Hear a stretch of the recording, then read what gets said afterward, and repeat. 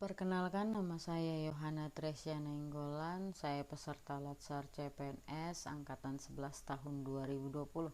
Hari ini saya akan mengulang materi yang telah saya dapatkan dari Bapak Rahmadi, yaitu tentang anti korupsi. Korupsi itu berasal dari bahasa Latin, yaitu corruptio, yang artinya kerusakan, kebobrokan, dan kebusukan.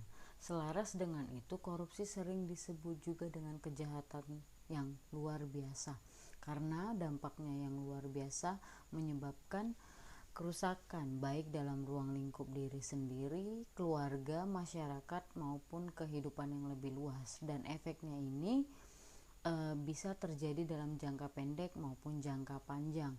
Nah, menurut Bapak Rahmadi, korupsi ini bisa terjadi karena adanya nepotisme terlebih dahulu, lalu kolusi, maka terjadinya korupsi. Lalu ada nilai-nilai dasar dalam anti korupsi ini. Ada 9, yaitu jujur, peduli, mandiri, disiplin, tanggung jawab, kerja keras, sederhana, berani, dan terakhir adalah adil.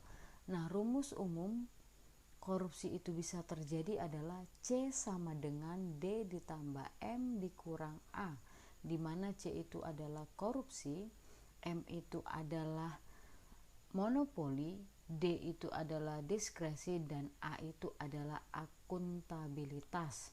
Nah, ada dua sifat korupsi. Yang pertama adalah bermotif terselubung.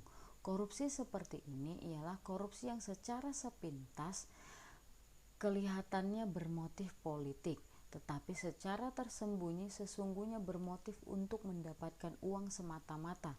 Nah, yang kedua bermotif ganda. Seseorang melakukan korupsi yang secara lahiriah kelihatannya hanya bermotifkan mendapatkan uang, tetapi sesungguhnya memiliki motif lain, yaitu motif kepentingan publik. Nah, ada 3 tingkatan korupsi ini. Yang pertama adalah material benefit, yaitu mendapatkan keuntungan material yang bukan haknya melalui kekuasaan. Yang kedua adalah abuse of power, ini penyalahgunaan kekuasaan. Dan yang ketiga betrayal of trust, yaitu pengkhianatan kepercayaan. Ada jenis-jenis tindakan korupsi. Ada beberapa di sini yang diungkapkan oleh beliau. Yang pertama terkait keuangan negara atau perekonomian negara. Yang kedua suap menyuap, lalu penggelapan dalam jabatan, lalu pemerasan, lalu perbuatan curang, benturan kepentingan dalam pengadaan, lalu terakhir adalah terkait gratifikasi. Nah, ada beberapa upaya yang dapat dilakukan untuk pencegahan tindakan korupsi ini, yaitu yang pertama itu harus didasarkan dari diri sendiri dulu, yaitu adanya niat.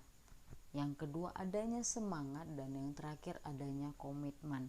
Nah, ketika ini dilaksanakan maka ini dapat mencegah yang namanya korupsi. Nah, jadi refleksi yang bisa saya dapat tentang makna materi anti korupsi ini adalah bahwa kunci untuk menjauhkan diri dari korupsi adalah internalisasi integritas pada diri sendiri dan hidup atau bekerja dalam lingkungan yang menjalankan sistem integritas dengan baik. Nah, lalu dampak perilaku dan tindak pidana korupsi ini tidak hanya berdampak bagi diri sendiri, tetapi bagi keluarga, masyarakat, bangsa, dan kehidupan.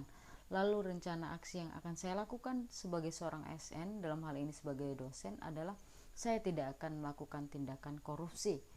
Ya, contohnya saja ketika ada mahasiswa yang memberikan bingkisan kepada saya akan menolaknya, karena menurut pembahasan materi hari ini itu termasuk dalam tindakan gratifikasi ketika saya menerimanya.